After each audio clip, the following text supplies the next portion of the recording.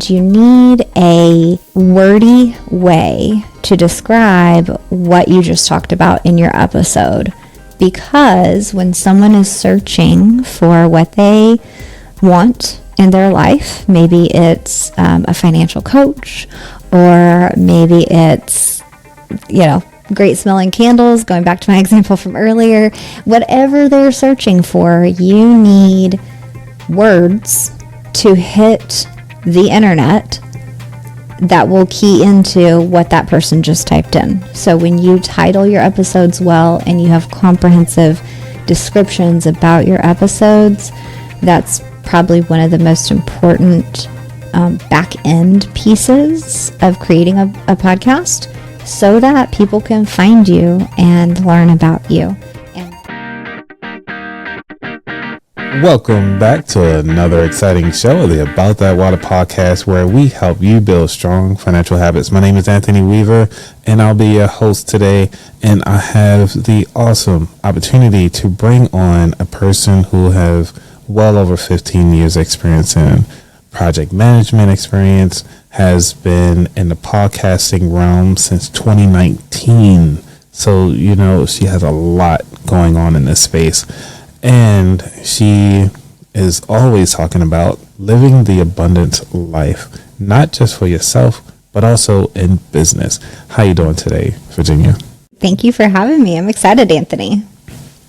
Awesome. So now that you've been doing the podcast Abundance for such a long time, and you recently just you got close to a goal to this year already in 2024. How has that journey been? Yeah, thank you. So in looking at the business and how it's grown over the past few years, last year honestly was a little bit of a backslide, which is scary to see as a business owner. So when I was looking at my goals for this year, I made them big and bold and a little bit scary. And I knew in November and December that I needed to go ahead and start laying the foundation for me to be able to hit my January numbers. So I will say I'm still counting this as a win, but I have a goal this year to launch 4 business owners for my ideal clients. And in January, it's not quite over yet at the time of this recording, but we're getting close, and I got some travel coming up and whatever, so I'm kind of like, oof, we might be capping out here. But I have launched 2 new shows I'm super excited about, and I did actually contract a 3rd one, but she's not going to launch until February. So it's kind of like on that line to do I count that as my 3 for January or not? But I'm just going to say, you know what, I did it. I basically, and I did more than what I was doing last year. So it's a win. And that's one of the things is really good is that you pushed yourself a little further than what you would never did on your own. Not to say on your own, but without even trying. You actually tried to make this happen, and you got close. Yeah. But it's okay, though. Yeah. Thinking about the long-term trajectory of my business. So looking forward 3 years, 10 years, that seems so far away. But then when you look backward and you say, okay, from 2019 to 2023, through the end of 2023, what has happened and what has the growth of the business looked like? I'm reading a book now called Traction, and I picked up this book a couple years ago, and I will very confidently say I was not ready at that time because it barely made sense to me. And I put it down and I said, you know what, there's going to be a day for this. And when I picked it up recently, I had kind of forgotten about that, but picking that book up again and reading it, and it was just I couldn't get enough. And so I downloaded the worksheets and I'm doing all the things, and that has really helped me outline those goals. That's awesome. So why podcast Abundance? Where did that come from? Yeah, great question. I realize in hindsight that the business name doesn't necessarily allude to exactly what we do. So that's kind of silly. I have always been obsessed with this abundant idea, right? Like this journey toward what we would each consider our ideal life. And initially, I started doing, way back, I started doing financial coaching as I came out of a season of, let's just be clear, awful finances with my family. And as I solved those problems, I realized, I'm not the only one struggling with this. And so I wanted to share about it and talk about it. That business was called Reaching Abundance. And when I launched my own show and things accelerated very quickly to where suddenly, instead of the financial coaching piece, people were coming to me saying, hey, I need you to launch my podcast. And I was still hanging on to this abundance concept. And I said, you know what? Okay, I guess this is a business now. Podcast abundance. Let's just go with that. And I'm happy that I kept that because that still is a very important piece of my journey and a reminder every day of why I do this. So yeah, just kind of an obsession with that topic. Yeah. And podcasting has been around for quite some time now. Mm-hmm. And have you noticed a shift in podcasting since you started this? Oh, so in 2019, I would say the podcast was very clearly defined as an audio only medium. Some people did video, but it wasn't as prevalent as it is now. And especially within 2023, lots of moves happened in the industry. Spotify started accepting video podcasts. They will actually stream your video now. YouTube implemented an RSS feed feature, which is, the RSS feed is a complicated way of saying that you share your link from your podcast host account into YouTube so that your audio is now on a video platform. And then on top of that, of course, Google owns YouTube, so they announced that they were doing away with Google Podcasts. And that just shows us from like a high-level business, high-level business perspective that Google is even, as big as they are even putting all their eggs in on the video side of things. So that is just a huge transition over the past few years. Yeah. And, when we come to having a podcast, I know it's a great way to kind of get inside people's ears because right now people are spending time with us listening to what we have to say about podcasting at this realm. But also monetizing, because you've helped a lot of people and a lot of podcasters out there who just launching theirs, but also you also help maintain them. So how do you help them monetize their podcast? Yeah. So most people come to me with an existing business and they're interested in launching a show. But of course, they're experts at their business, right? So whether it's like financial coaching or they own a candle shop, like whatever it is, they already have that. And that's where they're an expert. They aren't an expert at this audiovisual or like software tech piece. And within that, okay, great, launch a podcast. I can totally help you do that. But we need to think strategically about how this endeavor is actually going to benefit your business or improve your life in some way. It's not all about the host or the creator. That's not the case. But as the host is sharing information and helping all the listeners, there needs to be some amount of reciprocal gain. So we start to talk about affiliate opportunities, partnership opportunities. That could go with sponsors, or that could go as far as like lots of financial advisors, for example. They'll have a partnership with a life insurance firm or something that, they're having this referral relationship.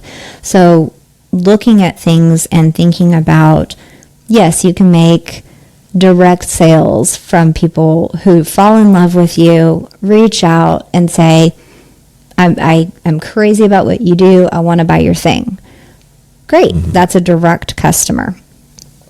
But there are other ways to monetize as well. So depending on the type of business, we're exploring those opportunities from the very beginning. That is really cool, because I know for my show, I actually use affiliate links heavy. And it sometimes become overwhelming to come up with the commercials sometimes, or they give you, some companies are really nice. They actually give you the full B-roll with all the music and voiceover and everything like that. And then other ones are like, well, these are just our parameters. You come up with something and we'll approve it or not. Like, have you come across any of those that kind of been like really cool, that's been successful in affiliate links? Has that been like profitable? Have you seen anybody become really profitable with that? The most profitable and easiest, let's say, affiliate links, affiliate opportunities that any business owner is going to have is something that they truly use and love. It's really hard to speak on a product or software or widget that you really aren't familiar with or haven't used or haven't tried. So anytime someone is looking for that extra little bit of affiliate income or different opportunities there, I'm always interested in going through an exercise with them where we're just exploring, what software do you use for this? What do you use for that? How's this? Is that on your phone? What do you do, okay, in this situation? And really identifying what are all the things that I already use in my life so that it's not, quote unquote, work to go find other products. So I think that's almost like low-hanging fruit and the easiest to monetize because you're speaking as a true user of those items. Gotcha. So, we all have different styles of podcasting. The most common one that people like to see, I can't say common, but at least the ones that have been top of the charts, either A, are comedy, which means that some form of comedy is happening. But have you noticed that there have been more solo or more interview style podcasts out there? I don't know the statistics on that, actually. But I will say, as a host, when you're thinking about creating a show, it's important that, especially if you're the business owner, you do some solo episodes so that you are the authority figure in your business, in your industry, right? So that your show is truly positioning you for visibility and for authority in your space. Now, I think interviews could potentially be, and some people won't like that I say this, but easier because you aren't the entirely responsible party for delivering the content, right? It's a conversation. So maybe you still prepare, but it's not as intense for you in the preparation phase as the host. But I also think either way you choose, it has to be intentional because less and less often do people just want to listen to a conversation. They want something out of it that they can take home or think about or put into action very quickly. I'm seeing a shift from just fun and games, right, and just hearing a conversation to like help me with my life, right? Like give me something, the educational piece, No, you're right. Because I'm noticing that a lot of people have asked me about starting a podcast, and a lot of them just don't know where to go. Yeah. So what would be, I guess, your top 3 things that they would need to have to really start their podcast? The main thing you need is a quiet space.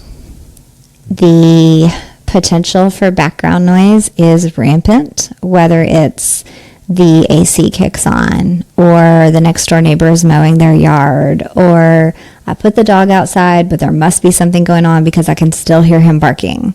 So that is the important piece, and that's why you hear various, especially audio-only podcasters, basically hiding in a closet with clothes all around them so that they can record in this soft environment which absorbs sound and prevents reverberation or echo.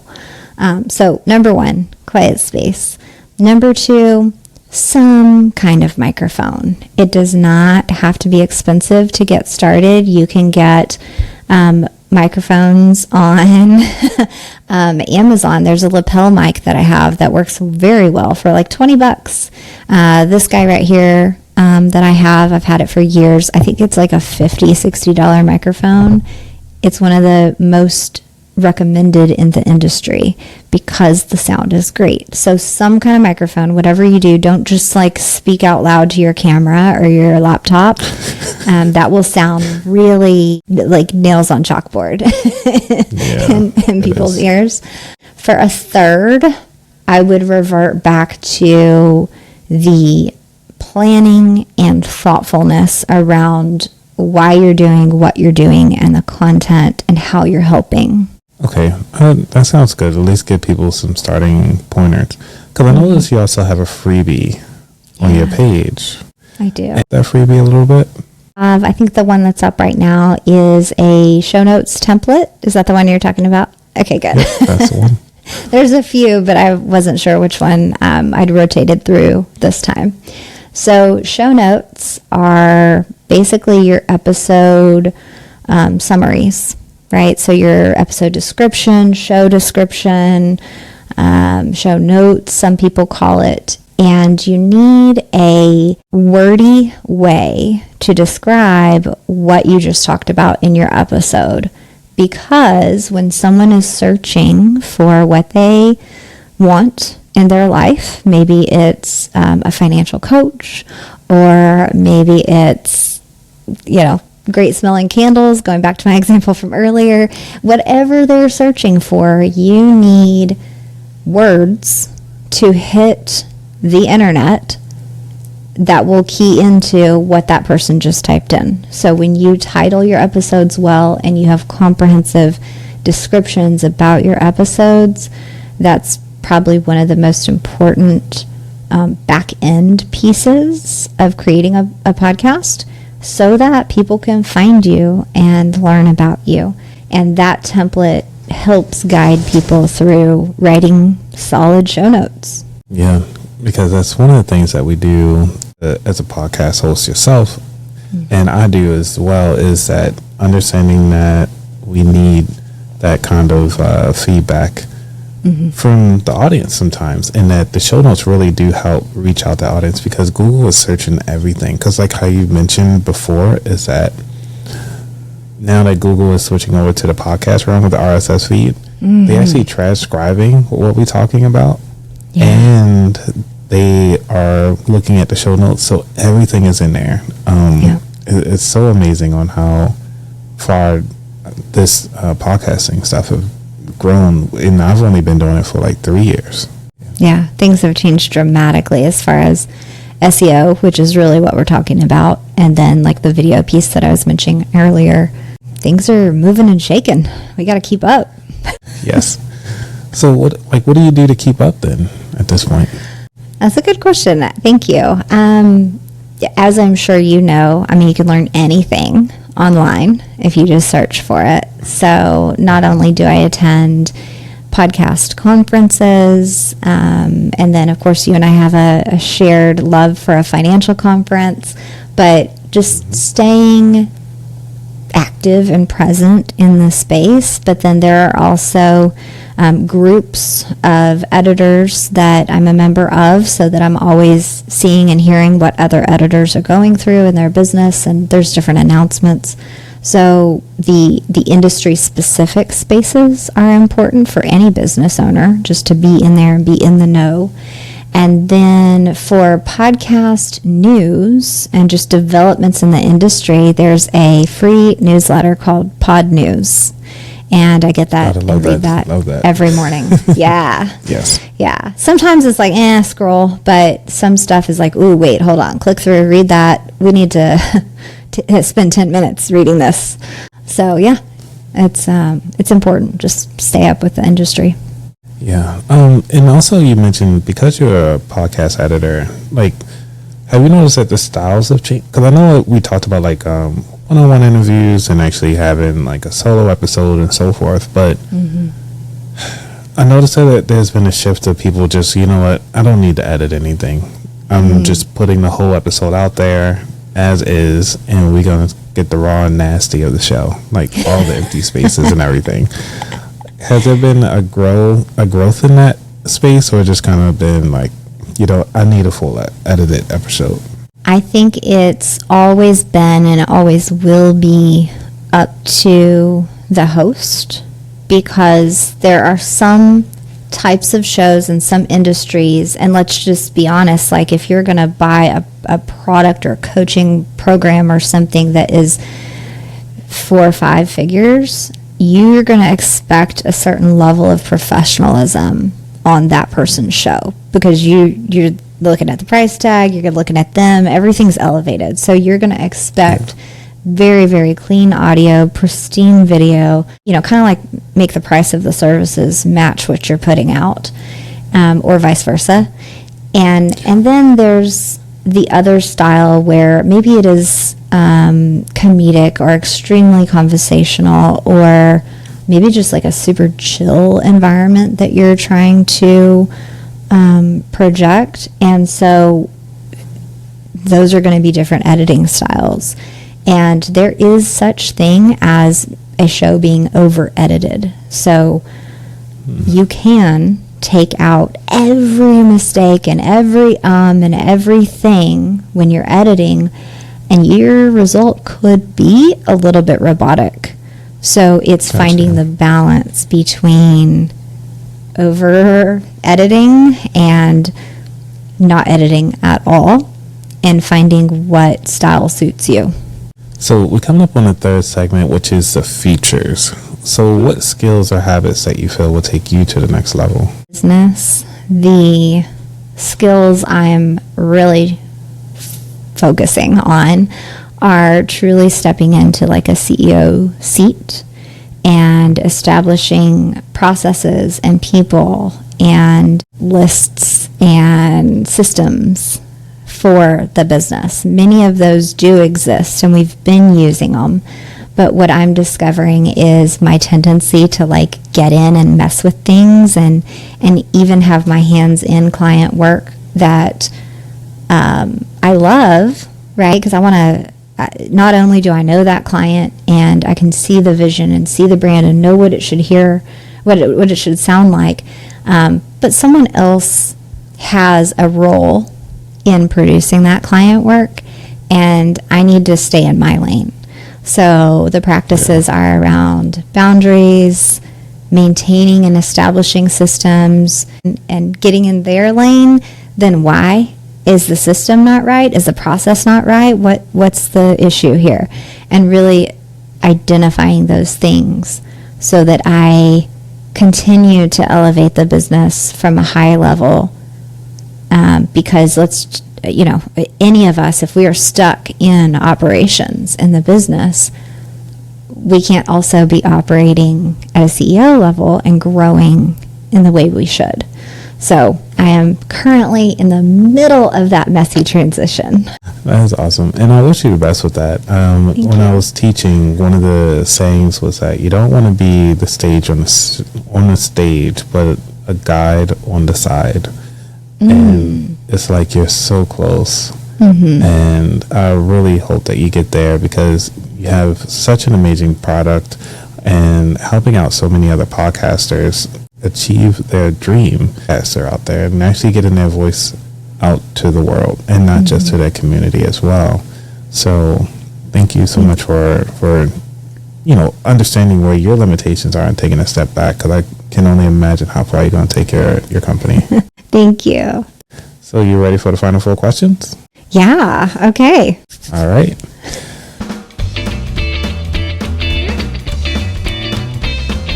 Number 1, what does wealth mean to you?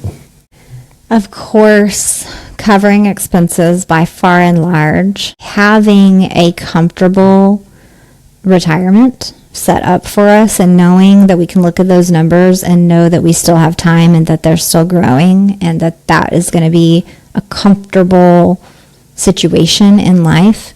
And then the big thing that I'm focused on is creating change as far as my kids' trajectory. There are things that I know as far as accounts and investing and things that we can do for my kids at this young age that I did not have set up for me. So I feel like I can really change our family's wealth and positioning in a generational sense. And that's a big focus. Nice. Number 2, what was your worst money mistake? Okay. So way back when, I kind of mentioned it earlier, we just had like a completely disastrous financial situation. And a big piece of that was because a family member was going through a divorce. So like a massive change in her life. And the whole entire situation, I was a bit too close and it pulled on my heartstrings a bit too much. And so I just leapt all in and said, you know what, whatever it takes, we're going to help you. And that ended up being a $60,000 endeavor that I had no idea what I was getting myself into. And so you can imagine how that price tag affects your finances and put us in a bad situation. So with no blame, because I 100% did that to myself by leaping in without boundaries. So I learned around boundaries, and yes, you can give, and yes, you can lead with your heart, but when you are in that position, step forward with like a finite price tag and say, you know what, here's our gift. You know, I hope this gets you to your destination, but this is what I can do. And that's it. That's your boundary. That's your gift. So I didn't know in that way that your gifts could have boundaries. You could still help, but protect yourself. We might have to have a whole nother episode on that one. I believe it. Because that was a big old thing. Yes. Number 3, what is your favorite financial or non-financial book? Okay. So this is not a financial book. And this is a book that I read that I will reread. It's called The Visual Sale by Marcus Sheridan and Tyler Lessard. So I love this because as a business owner, when you read this, he literally lays out the videos that you should have on your home page, on your about page, on your sales page. So I haven't even put all of this into action, but as I was reading it, I was tagging and marking and highlighting, like, got to do this, got to do this. So it just really helps you build out the visual piece of your business and getting you on video in these different steps so that you probably aren't having the same questions and answers over and over as you bring someone into your client base. So excited to reread that one. Yeah, man, definitely have to pick that one up or listen to it to audio and then decide it. Because you've shown me that I might need to get that physical copy. We need your face, Anthony. Number 4, what is your favorite dish to make? I love making a sour cream enchilada casserole. I can see your face. So just a little backstory. I was actually born in El Paso, Texas, which of course borders with Mexico. And so my young years were very, very strongly influenced by Mexican culture. And I learned some pretty mean enchilada recipes. So I love doing that. All right, yeah, we might have to see a photo of that. We can probably post up on the internet somewhere. Oh, I will. Thank you. Welcome. All right, so the very last question of the show, which is, where can people find out more about you? So I am on Instagram at Podcast Abundance, and then my website is podcastabundance.com. And the probably best way to get to know me a little more personally is just Facebook. My personal Facebook account is Virginia Elder, so you're invited. Awesome. All right, everybody. Thank you so much, Virginia, for taking your time out of your day to kind of share people behind the scenes about podcasting, at least from an editor's perspective, and also helping people to take themselves to that next level, even if they're just beginners or even experienced people, so that they can be successful in the space of podcasting, so that they can all live their abundant life. If you're looking to start your abundance life, go ahead on and head over to podcastabundance.com. Like she said, check her out because she has a lot of cool stuff on their page. All right, everybody. Y'all be safe. I'm out. Peace. Thank you.